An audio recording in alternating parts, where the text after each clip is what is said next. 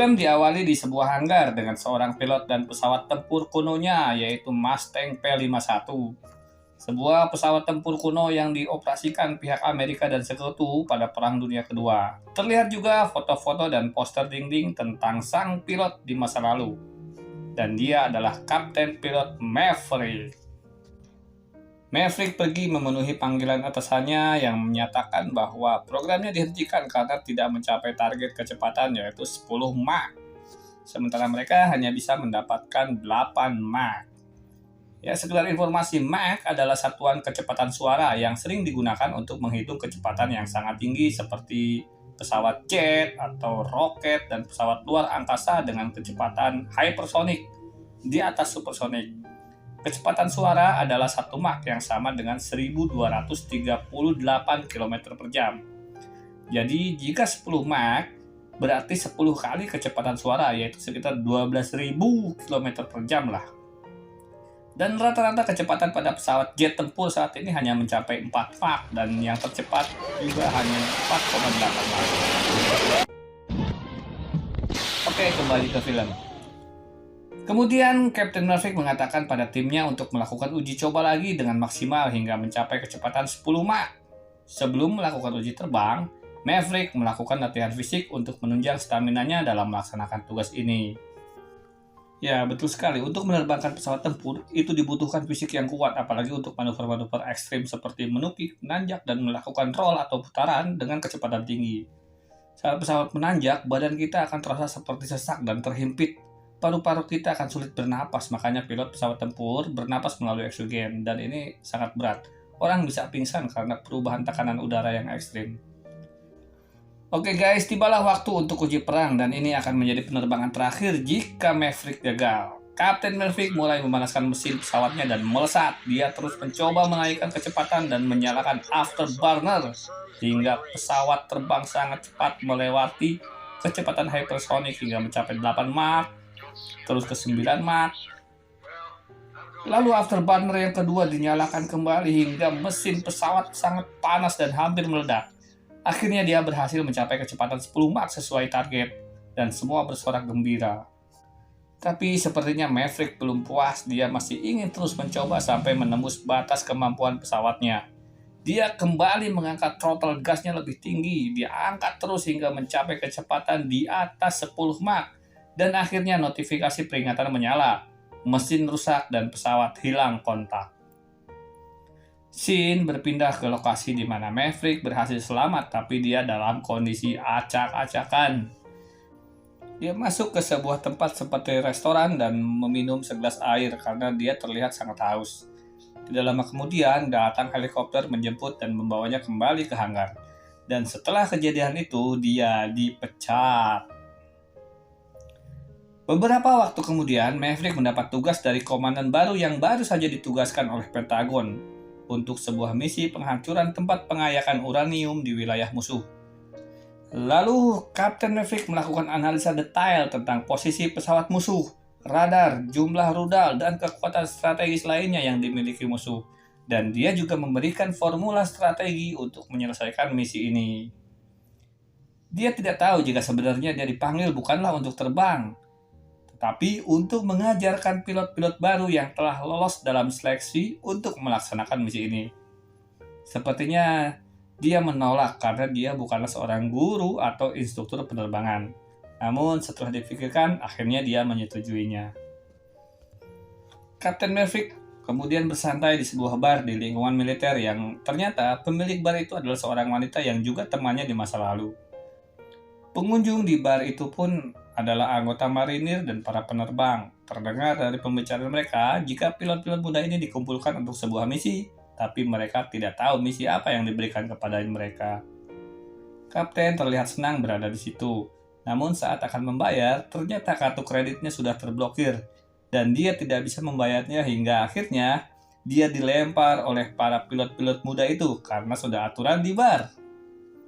Kembali ke markas detasemen khusus, para pilot-pilot muda yang tergabung diperkenalkan dengan instrukturnya yang baru dan ternyata itu adalah Kapten Maverick. Akhirnya mereka mencoba latihan perang dogfight antara tim pilot-pilot muda dan sang instruktur dengan target saling mengunci pesawat. Kapten Maverick berhasil mengunci mereka satu persatu hingga semua pesawat pilot-pilot muda ini terkunci dan dinyatakan kalah. Dan sebagai hukuman konsekuensinya mereka harus push up 200 kali.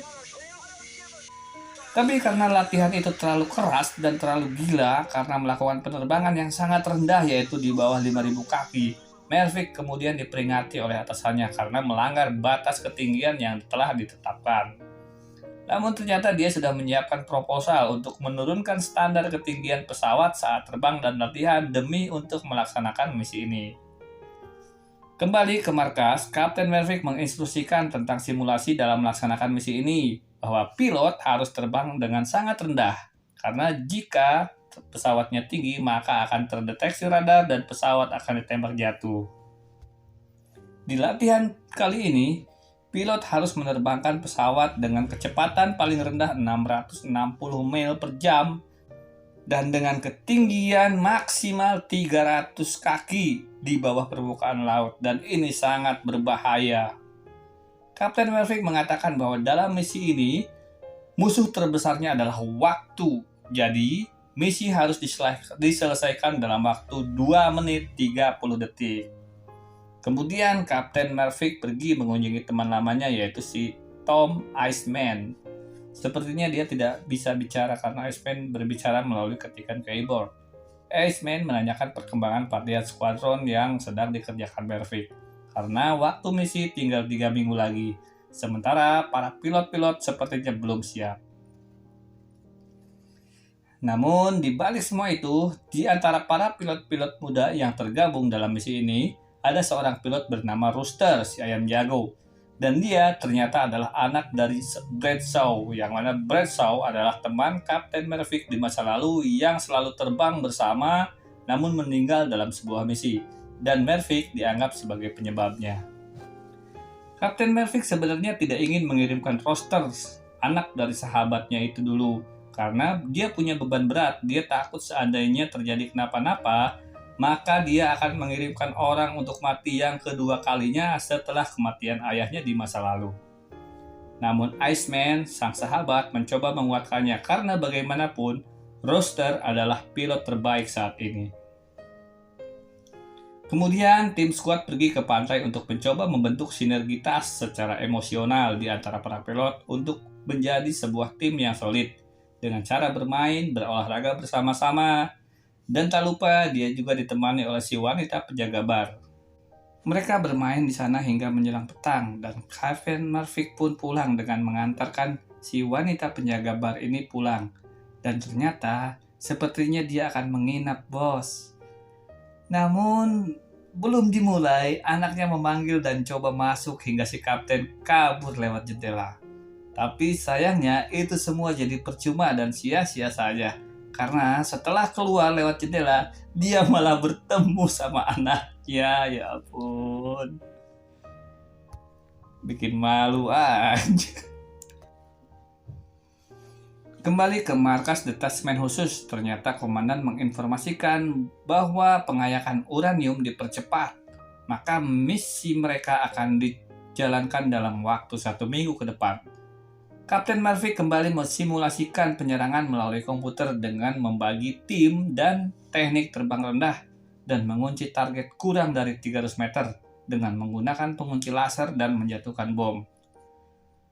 Oke guys, kembali ke latihan simulasi. Pornik mengalami kegagalan mesin dan pesawatnya tidak dapat dikendalikan hingga harus keluar dengan kursi pelontar dan pesawatnya hancur.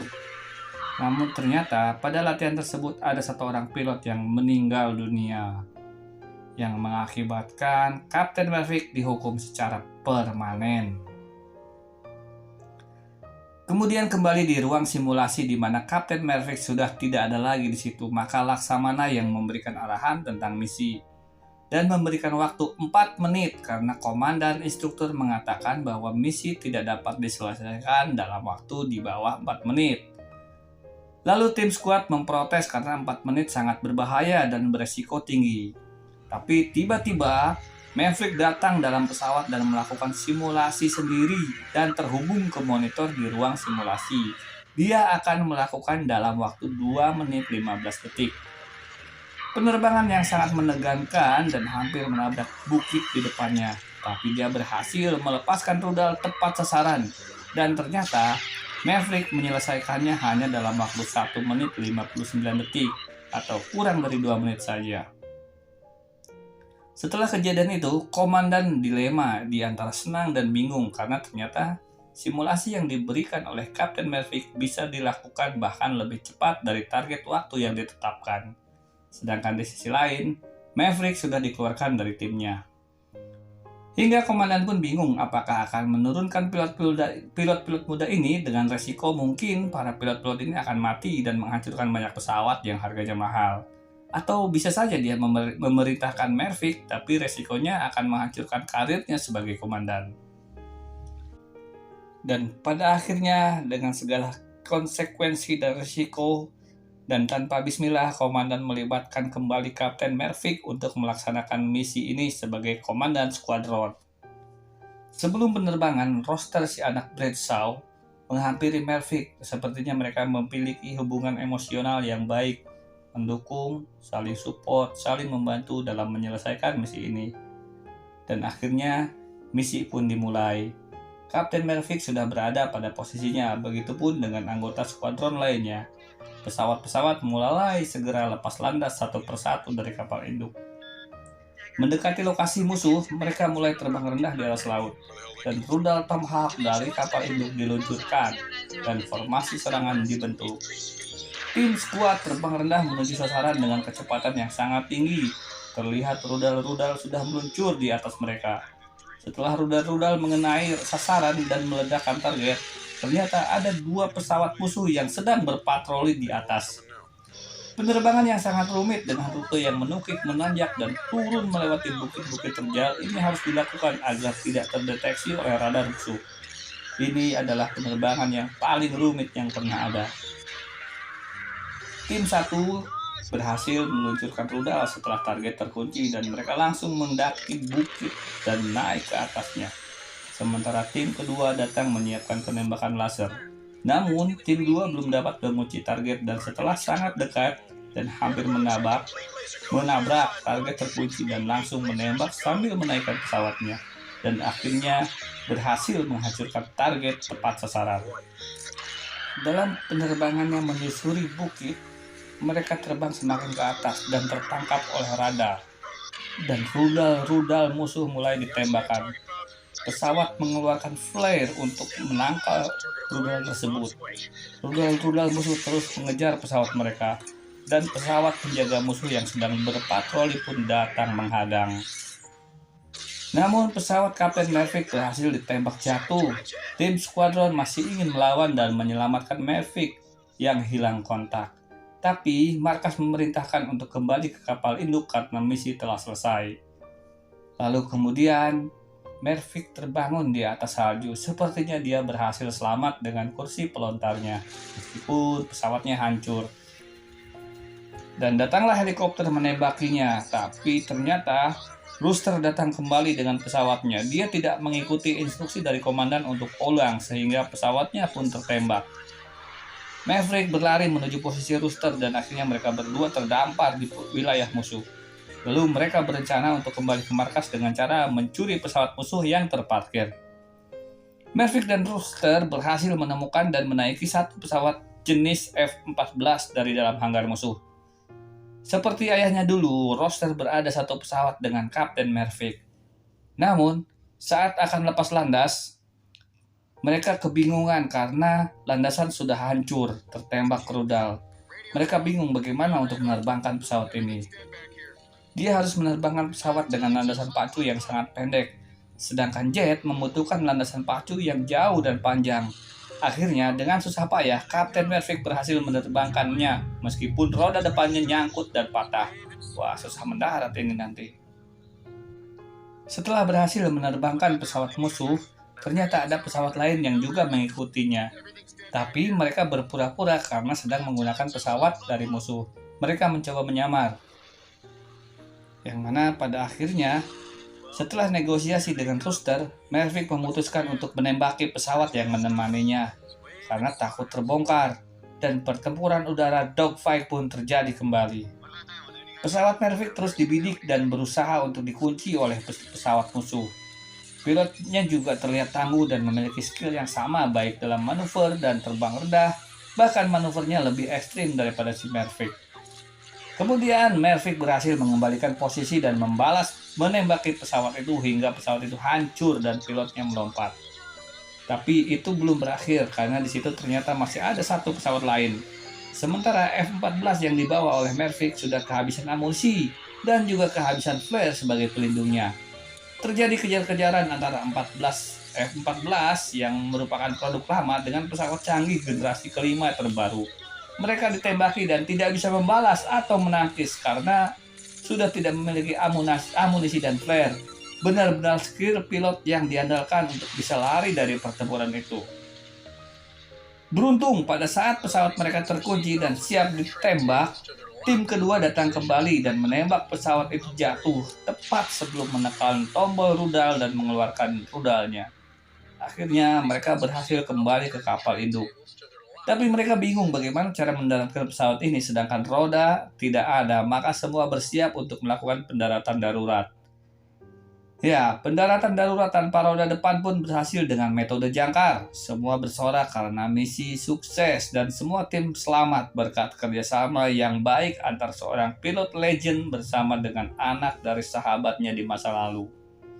Misi berhasil dan film pun selesai.